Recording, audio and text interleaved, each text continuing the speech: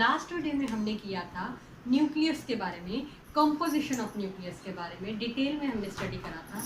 आज हम binding energy से रिलेटेड कुछ स्टडी करेंगे जो कि एग्ज़ाम सेशन के लिए बहुत ज़्यादा इम्पॉर्टेंट है।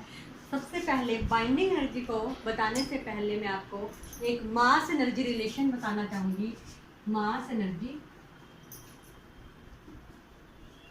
रिलेशन, मास और एनर्जी में रिलेशन जिसने दिया था आइंस्टाइन, जो फर्स्ट साइंटिस्ट था जिसने मास और एनर्जी के बीच में एक रिलेशन दिया था, दैट इज E = mc²। उसने कहा था हमेशा एनर्जी है जो मास में कन्वर्ट होती है और मास हमेशा एनर्जी में कन्वर्ट होता है। तो E = mc²। E represent the energy, m represent the mass and c represent the velocity of light. Clear? Okay, now law of conservation of mass energy के अकॉर्डिंग क्या है?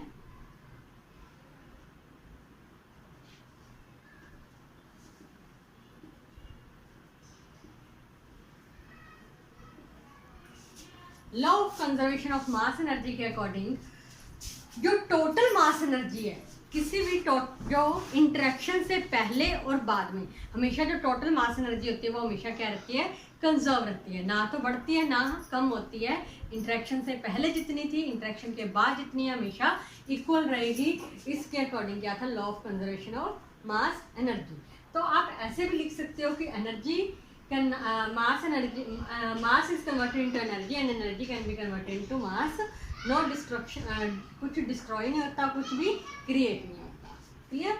अब हम जो अपना टॉपिक स्टार्ट करने जा रहे हैं, that is binding energy, that is very very important for the exam session. Clear?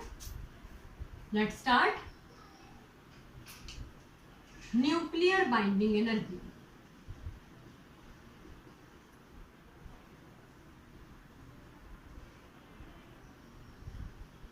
Nuclear binding energy, जैसे कि नाम ही बता रहा है, न्यूक्लियर बाइंडिंग एनर्जी मतलब न्यूक्लियस के अंदर, आपको मैंने बताया था लास्ट वीडियो में कि न्यूक्लियस है, न्यूक्लियस के अंदर क्या थे? प्रोटॉन्स और न्यूट्रॉन्स पाए गए थे। अगर हम प्रोटॉन और न्यूट्रॉन को कंबाइन इफेक्ट में देखें तो हम दोनों को अलग अलग बोलने के बजाय न्यूक्लियॉन्स भी बोल सकते हैं। न्यूक्लियॉन्स का मतलब ही यही है कि प्रोटॉन्स प्लस न्यूट्रॉन। तो nuclear binding energy means nucleus के अंदर कितनी बाइंड मतलब कितनी जोड़ के रखने वाली एनर्जी है इनको, न्यूक्लियॉन्स कितनी एनर्जी से जुड़े हुए हैं न्यूक्लियस के अंदर, उस एनर्जी को बोला जाता है nuclear binding energy. Okay, it is the energy in which nucleons are bind in the nucleus। Nucleus के अंदर कितनी एनर्जी से बाइंड है, उस एनर्जी को बोला जाता है न्यूक्लियर बाइंडिंग एनर्जी। अगर हमें मेजर करनी है न्यूक्लियर बाइंडिंग एनर्जी कितनी होती है तो कैसे मेजर करेंगे? देखिए, अगर मैं कहूँ किसी भी न्यूक्लियस के अंदर प्रोटॉन और न्यूट्रॉन है, दोनों आपस में बाइंड है, तो अगर हमें देखना है वो कितनी मजबूती से बाइंड है, तो हम उन्हें, जैसे मान लो ये प्रोटॉन है, ये न्यूट्रॉन है, ये दोनों आपस में बाइंड है, अगर मैंने देखना है कितनी एनर्जी से बाइंड है, तो हमें क्या करना पड़ेगा? कुछ वर्क डन करना पड़ेगा इनको सेपरेट करने के लिए। सेपरेट करने के लिए हमें कितनी एनर्जी लगानी पड़ेगी ताकि ये इतने दूर चले जाएं कि आपस में वापस ना मिल सकें, उस वर्क डन को हम बोल लेंगे। उस वर्क डन से हम कैलकुलेट कर सकेंगे कि कितनी बाइंडिंग एनर्जी से वो आपस में जुड़े हुए हैं। क्लियर? तो it is measured in which the energy to separate the nucleons from each other so that they cannot together with each other। Clear? आपस में फिर से ना मिल पाए, उतनी एनर्जी से हम इन्हें जुदा कर देंगे तो हमें पता चल जाएगा कि कितना वर्क डन लगा, कितनी एनर्जी लगी, उनको आप कितनी एनर्जी से आपस में जुड़े हुए थे। क्लियर? ओके, नाउ और नेक्स्ट टॉपिक इज जो न्यूक्लियर बाइंडिंग एनर्जी है उसकी वैल्यू कितनी होती है उसे हमने फाइंड आउट करना है। क्लियर? एग्जाम सेशन में बहुत बार आया है कि न्यूक्लियर बाइंडिंग एनर्जी की कर्व के बारे में पूछा गया है और साथ में कितनी एनर्जी होती है उसके बारे में पूछा गया है। तो हम सबसे पहले बाइंडिंग एनर्जी कैलकुलेट करेंगे कितनी होती है। चलिए स्टार्ट करते हैं। बाइंडिंग एनर्जी को कैलकुलेट करने से पहले एक मैं मास डिफेक्ट के बारे में बताना चाहूंगी। मास डिफेक्ट क्या होता है? मास डिफेक्ट एक्चुअली देखा गया जैसे कि न्यूक्लियस के अंदर क्या थे? प्रोटॉन्स और न्यूट्रॉन्स, दोनों को मिला के क्या बना था? न्यूक्लियस। दोनों के मास को मिला के हमारे पास किसका मास बन गया था? न्यूक्लियस का। बट एक्सपेरिमेंट में सर्च करा गया, मान लो सपोज करो जो प्रोटॉन्स हैं, टोटल प्रोटॉन्स 7 हैं, टोटल न्यूट्रॉन मान लो 3 है, तो मास कितना होना चाहिए था न्यूक्लियस का? 10, 7 + 3 10 होना चाहिए था। बट देखा गया तो न्यूक्लियस का मास थोड़ा कम आया। फॉर एग्जाम्पल 8.5 आया। अब होना कितना चाहिए था? 10, बट जो न्यूक्लियस का मास देखा गया वो कितना आया? 8.5। कितना कम आया? 1.5। दोनों का माइनस कर देंगे, 1.5 इतना कम आया। तो वो चीज होती है मास डिफेक्ट। मास डिफेक्ट मतलब कितना मास एक्सपेरिमेंटली कम पाया जाता है टोटल न्यूक्लियस के मास से। क्लियर? अगर मैं मानूं m की पैर में p से रिप्रेजेंट कर रही हूं मैं mass of proton, n represent कर रही हूं मैं मास ऑफ न्यूट्रॉन्स, और m के पैर में अगर मैं कैपिटल N डाल रही हूं, अगर उसे मैं रिप्रेजेंट कर रही हूं मास ऑफ न्यूक्लियस,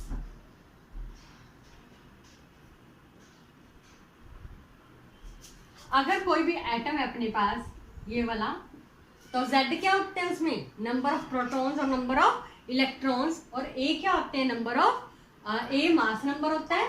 तो अगर मैंने नंबर ऑफ प्रोटॉन्स देखने हैं तो टोटल कितने प्रोटॉन होते हैं? Z।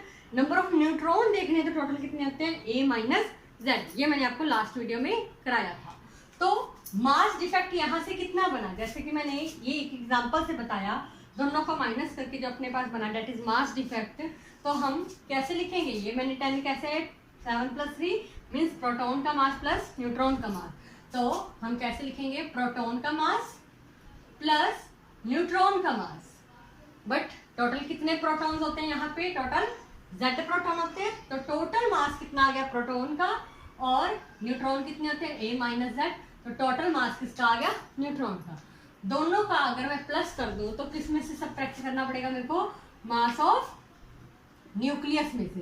तो मास ऑफ न्यूक्लियस में से जैसे ही माइनस करा तो ये हमारे पास क्या बन जाता है? Mass defect. ये मास डिफेक्ट की वैल्यू हम यूज करेंगे to calculate the binding energy. Clear? Okay, let's start. देखिए, according to Einstein mass energy relation, उसने कहा था E = mc²। मास डिफेक्ट को हम डेल्टा m से रिप्रेजेंट करते हैं। क्लियर? तो डेल्टा m की वैल्यू कितनी है हमारे पास? अभी मैंने कैलकुलेट करी, ZmP plus A - Z Mn minus Mn, साथ में क्या पड़ा था? c²। Here c² is the velocity of light। Clear? Okay, now देखो हमने ये बाइंड एनर्जी है, बाइंडिंग एनर्जी, हमने इसे कैलकुलेट करना है। किस तरह से कैलकुलेट करेंगे? अगर किसी एटम की मैं बात करूं तो एटम के अंदर प्रोटॉन्स भी होते हैं, न्यूट्रॉन्स भी होते हैं, और साइड पे क्या रिवॉल्व कर रहे होते हैं? इलेक्ट्रॉन्स रिवॉल्व कर रहे होते हैं। तो हमने कुछ इसे एटम की फॉर्म में करना है। अब देखो मेरे पास प्रोटॉन्स का है, मास ऑफ प्रोटॉन है, मास ऑफ न्यूट्रॉन भी है, मास ऑफ न्यूक्लियस भी है, बट किसकी कमी थी? इलेक्ट्रॉन्स की। तो मैं यहाँ पे क्या करूंगी? मास ऑफ इलेक्ट्रॉन्स ऐड और सब्ट्रैक्ट दोनों कर दूंगी ताकि इक्वेशन में कोई फर्क ना पड़े। देखिए कैसे, यहाँ पे पड़ा था मेरे पास ZmP। अच्छा, इलेक्ट्रॉन कितने होते हैं? मैंने आपको बताया हुआ है कि जितने प्रोटॉन होते हैं हमेशा उतने ही क्या होते हैं? इलेक्ट्रॉन होते हैं। मीन्स कितने होते हैं? Z। कोई भी एटम है अगर मान लो ये वाला, तो कितने इलेक्ट्रॉन्स भी होते हैं? Z। प्रोटॉन भी Z होते हैं, इलेक्ट्रॉन्स भी Z होते हैं। तो मैंने Zm इसमें ऐड कर दिया। बाकी इक्वेशन क्या थी? A - Z Mn minus Mn। But हम सीधा ऐसे ऐड नहीं कर सकते, तो यहाँ पे मैं सब्ट्रैक्ट भी कर दूंगी। ZMe। क्लियर? ताकि प्लस और माइनस आपस में कट जाए तो इक्वेशन हमारे पास वही रह जाए। साथ में क्या पड़ा था? C²। क्लियर? ओके, इन दोनों में हम Z कॉमन ले लेंगे तो मेरे पास बन गया MP प्लस ME। यहां पे मेरे पास पड़ा था A माइनस ZMN माइनस, इन दोनों में माइनस अगर कॉमन लूं तो मेरे पास बन रहा है MN plus ZME C²। Clear? अच्छा, अब ऐसा कौन सा एटम होता है जिसमें मास ऑफ प्रोटॉन और इलेक्ट्रॉन्स ही होते हैं, जिसमें न्यूट्रॉन्स होते ही नहीं? एक ऐसा एटम, एक ऐसा एलिमेंट जिसमें सिर्फ प्रोटॉन्स और इलेक्ट्रॉन्स पाए जाते हैं, जिसको मिला के पूरा एटम बन जाता है। तो आपको पता हो वो कौन सा होता है? हाइड्रोजन। क्यों? क्योंकि हाइड्रोजन का एटॉमिक नंबर 1, मास नंबर भी 1। कितने प्रोटॉन है इसमें? 1। कितने इलेक्ट्रॉन्स हैं? 1। कितने न्यूट्रॉन्स हैं? दोनों को माइनस करेंगे तो 0। इसमें न्यूट्रॉन होते ही नहीं, इसलिए हम इसे क्या लिख सकते हैं? हम इसे मास ऑफ हाइड्रोजन भी लिख सकते हैं पूरे एटम का। Plus A minus ZMN minus, अब ये देखिए ये क्या चीज है। अब कोई जो एटम है, एटम के अंदर एक तो न्यूक्लियस होता है, ये न्यूक्लियस का मास आ गया, साथ में इलेक्ट्रॉन्स होते हैं, इलेक्ट्रॉन का मास आ गया। इसका मतलब ये पूरा क्या बन गया? ये पूरा मास बन गया किसका? एटम का। तो हम इसे ऐसे लिख सकते हैं, मास ऑफ एटम। एटम मैंने माना क्या था? ये वाला। क्लियर? तो हम यहाँ पे क्या पढ़ा था बाहर? C²। ये हमारे पास रिजल्ट आया। This is the equation of binding energy. This is result. Clear? ये हमारे पास रिजल्ट आ गया बाइंडिंग एनर्जी का। So please note down, it is very important for the exam session.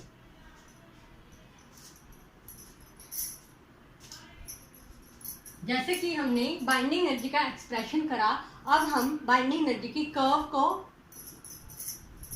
Represent करेंगे, कर्व को एक्सप्लेन करेंगे।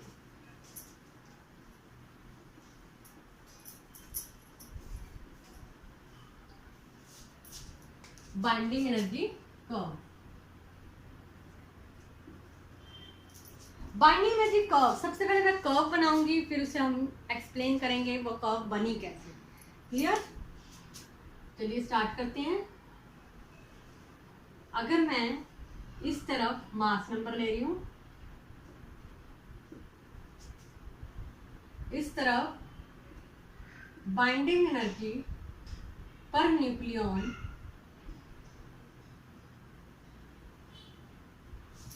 बाइंडिंग एनर्जी पर न्यूक्लियन ले रही हूं, तो इसकी कर्व कुछ ऐसे आई।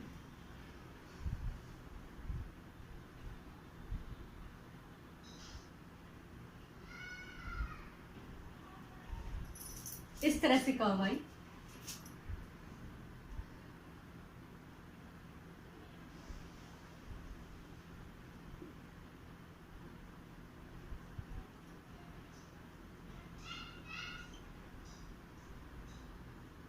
हीलियम, लिथियम, यहाँ पे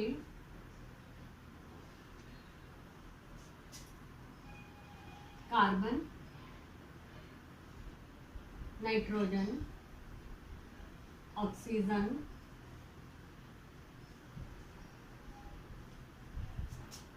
आयरन,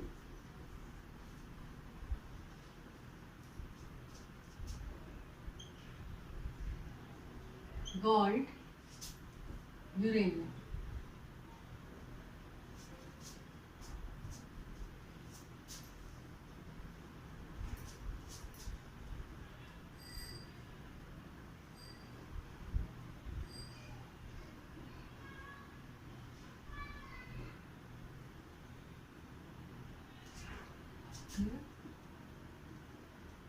अब हम इसे एक्सप्लेन करेंगे।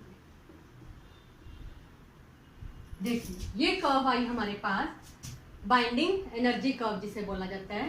किस तरह से ये कर्व रिप्रेजेंट कर रही थी? कौन से एटम की बाइंडिंग एनर्जी बहुत ज्यादा, न्यूक्लियस की बाइंडिंग एनर्जी बहुत ज्यादा स्ट्रांग होती है, किसकी वीक होती है। अब आपको कर्व से पता चल रहा है यहाँ पे जो लाइटर न्यूक्लियाई थे, जैसे हाइड्रोजन, हाइड्रोजन वगैरह जो लाइटर न्यूक्लियाई थी उनकी बाइंडिंग एनर्जी देखो कितनी कम आई, उनकी बाइंडिंग एनर्जी बहुत ही कम आई। तो इसमें जो फर्स्ट पॉइंट बनेगा यही बनेगा, lighter nuclei has less binding energy per nucleon, ये देखा गया। क्लियर? अब देखो जैसे जैसे हम आगे बढ़े, जैसे उसका मास नंबर बढ़ता गया तो कुछ पीक्स शो होनी स्टार्ट हुई। पीक्स क्या रिप्रेजेंट करती थी? पीक्स रिप्रेजेंट करती थी कि these are more stable than their neighbourhood, ये ज्यादा स्टेबल पाए गए थे अपने नेबरहुड के कंपैरेटिवली, अपने आसपास के जो भी थे उनसे ज्यादा कौन से स्टेबल थे? हीलियम, कार्बन, ऑक्सीजन, ये ज्यादा स्टेबल थे। तो सेकंड पॉइंट में आप क्या लिखोगे? मास नंबर 2 to 20 में जब देखा गया, there are some peaks shown, कुछ पीक्स दिखी हमें, which shows that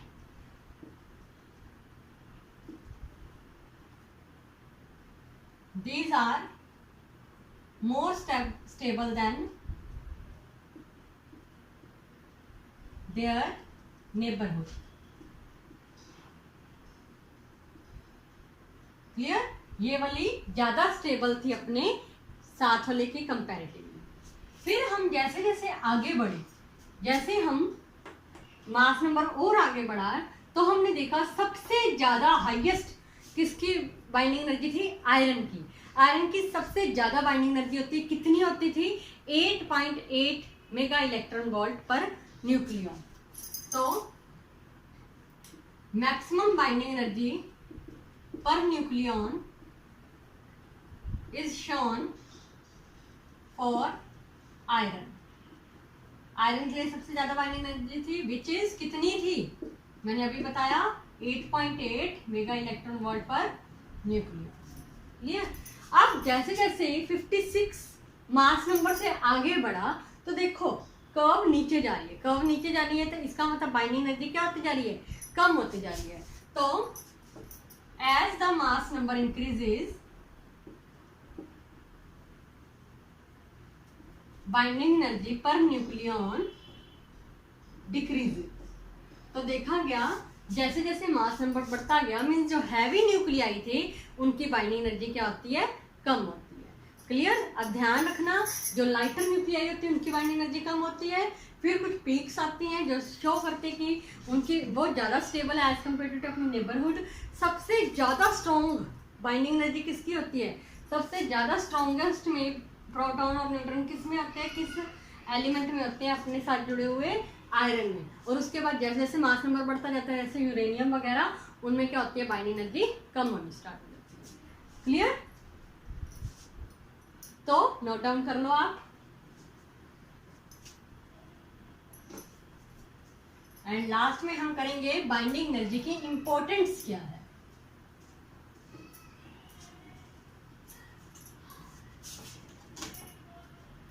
Now we will discuss about importance of binding energy curve. देखिए क्या इंपॉर्टेंस है। सबसे पहले अगर बात करें, जैसे जैसे हम heavy nuclei to middle nuclei में जाते हैं, as we move heavy nuclei to middle nuclei, देखिए हैवी से मिडल में जाते हैं तो क्या होता है? ओवरऑल बाइंडिंग एनर्जी क्या करती है? ओवरऑल बाइंडिंग एनर्जी की वैल्यू गेन होती है। There is gain in binding energy. Binding energy gain होगी तो एनर्जी क्या होगी? यहाँ पे रिलीज होगी। So energy is release. अगर एनर्जी रिलीज हो रही है तो वो एनर्जी किसमें यूज होगी? ध्यान से देखिए, अगर हैवी से मिडल की तरफ जा रहे हैं तो क्या होएगा? हैवी से मिडल की तरफ जाते हुए बाइंडिंग एनर्जी क्या हो रही है? गेन हो रही है। बाइंडिंग एनर्जी गेन होगी तो एनर्जी रिलीज होगी कुछ। तो इस तरह से वो किसमें यूज होगी? इसका मतलब वो जो एनर्जी रिलीज हो रही है वो किसमें यूज हो रही है? वो यूज हो रही है कि कोई हैवी एलिमेंट किसमें टूट रहा है? हैवी एलिमेंट टूट रहा है किसी दो छोटे छोटे एलिमेंट्स में, 2 या 2 से ज्यादा। क्लियर? एक हैवी एलिमेंट 2 स्मॉलर फ्रैगमेंट्स में टूट जाता है। तो साथ में कुछ एनर्जी रिलीज होती है, वो इस चीज में यूज होती है। इस कंसेप्ट को क्या बोला जाता है? जब हैवी न्यूक्लियस 2 या 2 से ज्यादा छोटे छोटे फ्रैगमेंट्स में टूटता है, इस कंसेप्ट को बोला जाता है nuclear fission. Nuclear fission. Clear? अगर एग्जाम में आ जाए न्यूक्लियर फिजन क्या होता है? When a heavy nucleus separate into 2 or more small fragments and energy is released, this concept is nuclear fission. तो ये इसकी इंपॉर्टेंस थी, किसकी? बाइंडिंग एनर्जी की। इसकी सेकंड इंपॉर्टेंस में, जैसे कि हमने हैवी टू लाइटर में गए, अगर हम लाइटर टू हैवी में जाए, when we move lighter nuclei to heavy nuclei, तब भी क्या होगा? ओवरऑल एनर्जी क्या होगी? ओवरऑल बाइंडिंग एनर्जी गेन होगी। गेन होगी तो एनर्जी रिलीज होएगी। एनर्जी रिलीज होएगी तो वो एनर्जी किसमें यूज होएगी? अब देखो, हम लाइटर टू हैवी में जा रहे हैं, मीन्स हम एक छोटे स्मॉल न्यूक्लियाई से किसमें जा रहे हैं? और छोटे छोटे को मिला के किसमें जा रहे हैं? हम एक बड़े न्यूक्लियाई की तरफ जा रहे हैं। तो साथ में क्या होगी? एनर्जी रिलीज होएगी। तो इस कंसेप्ट को क्या बोला जाता है? जब दो छोटे छोटे फ्रैगमेंट्स मिलके एक बड़ा न्यूक्लियाई बनाते हैं, बिगर न्यूक्लियाई बनाते हैं, तो उस कंसेप्ट को बोलते हैं न्यूक्लियर फ्यूजन। फ्यूजन मीन्स जुड़ना, 2 छोटे छोटे मिला के एक बड़ा बन जाए, उसे बोलते हैं न्यूक्लियर फ्यूजन। तो यहाँ से 2 कंसेप्ट निकल के आए थे अपने पास, एक न्यूक्लियर फ्यूजन और एक न्यूक्लियर फ्यूजन। कहाँ से आए थे? बाइंडिंग एनर्जी कर्व से आए थे। क्लियर? तो आज हमने डिटेल में बाइंडिंग एनर्जी के बारे में पढ़ा। पहले हमने उसका एक्सप्रेशन देखा बाइंडिंग एनर्जी का, फिर हमने कर्व को रिप्रेजेंट करा, क्या क्या कर्व कैसे कैसे बताती है उसके बारे में डिस्कस करा। देन हमने उसकी इंपॉर्टेंस करी, जिसके अंदर हमने न्यूक्लियर फिजन और फ्यूजन के बारे में डिस्कस करा। क्लियर? आई होप आपको मेरी वीडियो पसंद आई हो। अगर आपकी कोई भी क्वेरी है तो प्लीज़ कमेंट बॉक्स में कमेंट करके बताएं। Thank you.